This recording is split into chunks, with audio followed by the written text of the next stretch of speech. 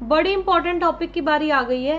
Average value of alternating current और mean value of alternating current आज का last topic और काफ़ी बड़ा टॉपिक, ध्यान से समझना है हर बच्चे ने। क्या लिखा है? एवरेज वैल्यू ऑफ करंट और मीन वैल्यू ऑफ करंट। तो इसको हम डिनोट किया करेंगे आई एवरेज से या फिर आई मीन से। आई एवरेज से डिनोट किया करेंगे या फिर आई मीन से डिनोट किया करेंगे। इतनी बात ठीक है क्या?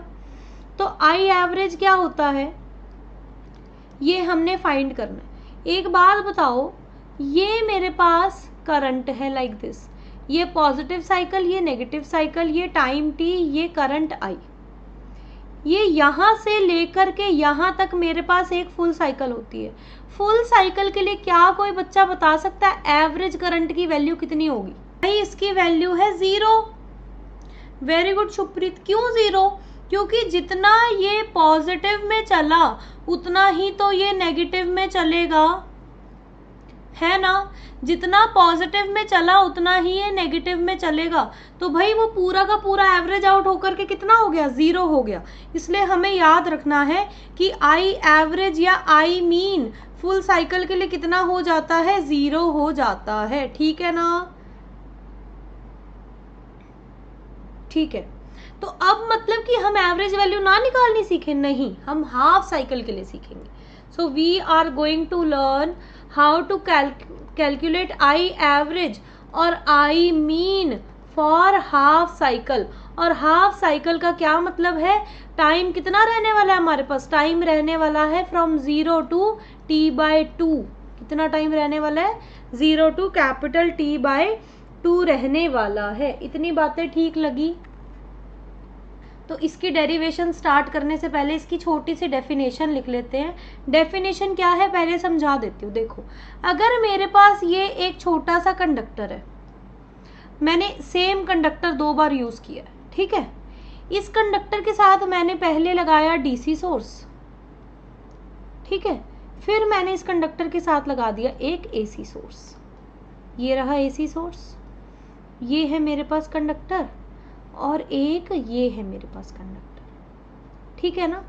ये क्या कह रहा है डेफिनेशन में कि भाई जितना चार्ज डीसी बैटरी, ये डीसी है ये एसी बैटरी है, जितनी चार्ज की value DC battery t/2 time में इस कंडक्टर में से पास करवाएगी, उतने ही चार्ज की वैल्यू t/2 टाइम में से ये एसी सोर्स इस कंडक्टर में से पास करवाएगा। मतलब डेफिनेशन में कह रहा है कि t/2 टाइम के लिए क्यू एसी और क्यू डीसी की वैल्यू इक्वल आएगी। कि इस कंडक्टर में से t/2 टाइम में अगर डीसी सोर्स लगे होने पर क्यू डीसी चार्ज जाता है, तो एसी सोर्स लगे होने पर क्यू एसी चार्ज जाएगा और दोनों की वैल्यू इक्वल होगी। कंडक्टर में से सेम चार्ज पास होगा। ये बात लिखी है इसकी डेफिनेशन में।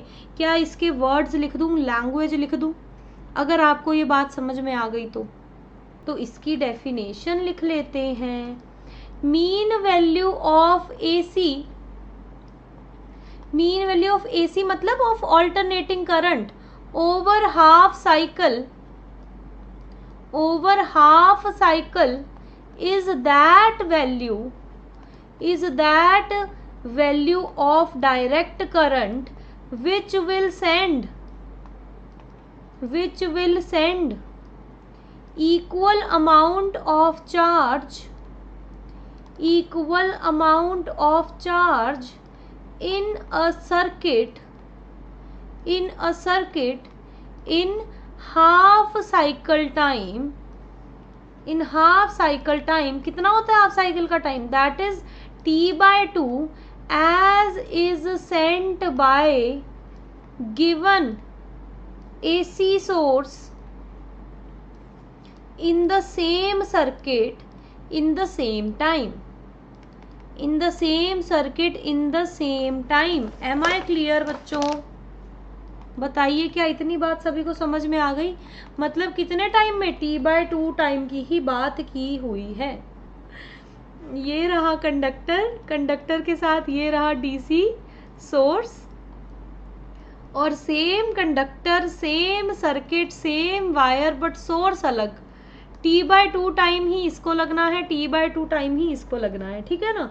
तो डेफिनेशन के हिसाब से QDC is equals to QAC, ठीक है। स्टार्ट करते हैं डेरिवेशन भगवान का नाम लेकर के, ठीक है। सो वी नो, बड़े ध्यान से समझना, अगली डेरिवेशन बिल्कुल सेम है और आपने खुद करनी है। अगली derivation mean value of EMF की है, मैं करंट की सिखा रही हूँ। देखिए, हमें पता है ऑल्टरनेटिंग करंट क्या होता है, I0 साइन ओमेगा टी होता है, इक्वेशन 1। सेकेंडली हमें ये भी पता है कि DQ is equals to IDT होता है, also DQ is equals to IDT भी होता है। तो क्या मैं ऐसा लिख दूं कि DQ, अगर मैं AC की बात कर रही हूं तो I0 sine omega T DT के इक्वल है। मैंने तो भाई फ्रॉम इक्वेशन 1 वैल्यू तो पुट करी है आई की, इतनी बात ठीक है। तो अब यहाँ पर भी D दिख रहा है, यहाँ पर भी D दिख रहा है, तो दोनों तरफ इंटीग्रेशन करना पड़ेगा। सो इंटीग्रेटिंग बोथ साइड्स, दोनों साइड्स को इंटीग्रेट किया तो क्या बना, DQ का इंटीग्रेशन फ्रॉम 0 टू QAC और I0 साइन ओमेगा टी का डिफ्रेंसिएशन फ्रॉम 0 टू T/2। अरे भाई, जब टाइम के विद रिस्पेक्ट टू इंटीग्रेशन करोगे तो लिमिट भी तो टाइम की ही लगेगी ना, और जब चार्ज के विद रिस्पेक्ट टू इंटीग्रेशन करोगे तो लिमिट भी तो चार्ज की ही लगेगी ना। तो देखना भाई, DQ का इंटीग्रेशन क्या होता है, Q लिमिट 0 टू QAC। देखना, कांस्टेंट को बाहर निकाल दो, integration of sine omega T किसके रिस्पेक्ट में, DT के रिस्पेक्ट में, 0 टू T/2। इतनी बातें समझ में आई क्या? कह रहे हैं लप्पू सा तो टॉपिक है, बिल्कुल सही बात है, ठीक है। अब बस लिमिट पुट करते हैं, देखो Q फ्रॉम 0 टू QAC और इधर है I0 साइन ओमेगा टी का इंटीग्रेशन, बता दो क्या होता है। What is the integration of sin omega T बच्चा party? Ma'am minus cos omega T upon omega, perfect, from 0 to T/2। Limit put कर दो, QAC माइनस 0, ये माइनस को बाहर निकाल रहे हैं हम, minus I0 by omega, limit कहाँ से कहाँ, 0 टू T/2। ये क्या बन गया, QAC minus 0 is QAC। So minus I0 by omega cos omega, पहले अपर लिमिट, T की जगह पर पहले अपर लिमिट फिर lower limit, omega T/2 minus cos 0, ठीक है। तो ये बन गया QAC is equals to minus I0 by omega, अभी अभी सिखाया था, ओमेगा क्या है, 2 pi by capital T into T/2 minus cos 0 degree, T से T कैंसल, 2 से 2 कैंसल, ये बन गया है QAC is equals to minus I0 by omega cos pi minus cos 0 degree. यहाँ तक ठीक है क्या सभी को? यहाँ तक की बात सभी को क्लियर है क्या? फिर तो मैं आगे बढ़ूं।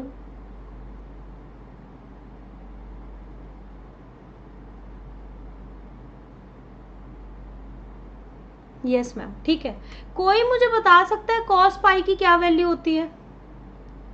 कोई मुझे बताएगा कॉस पाई की वैल्यू कितनी? -1, और कॉस 0 की वैल्यू कितनी, +1। मैम ये ना हमें याद नहीं रहते, कैसे याद रखें, कोई तरीका बता दो।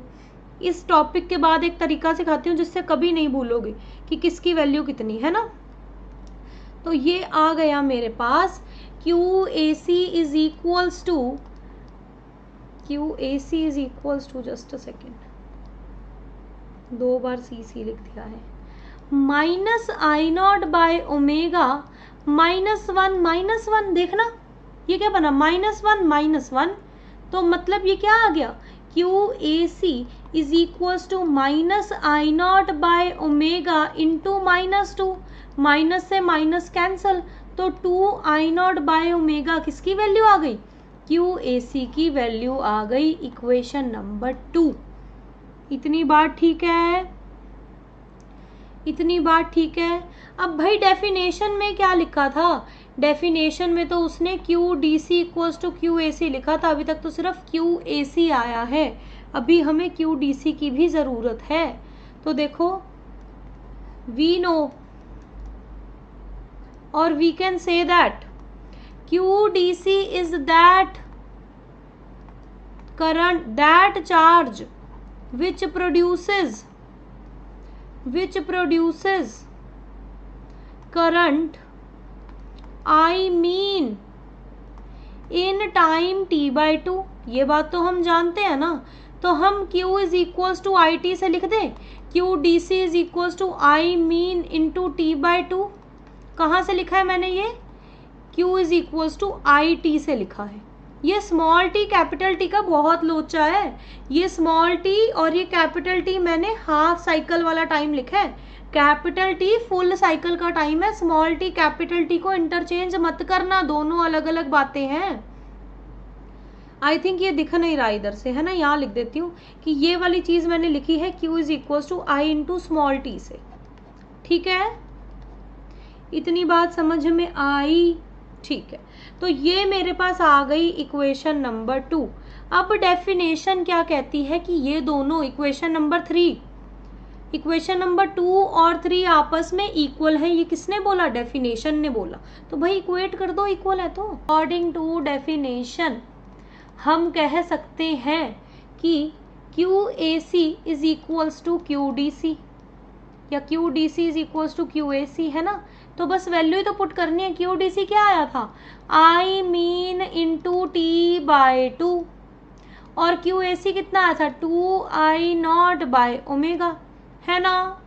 क्यू ए सी कितना आया था, 2I0 by omega. Q D C कितना आया था, आई मीन इंटू t/2।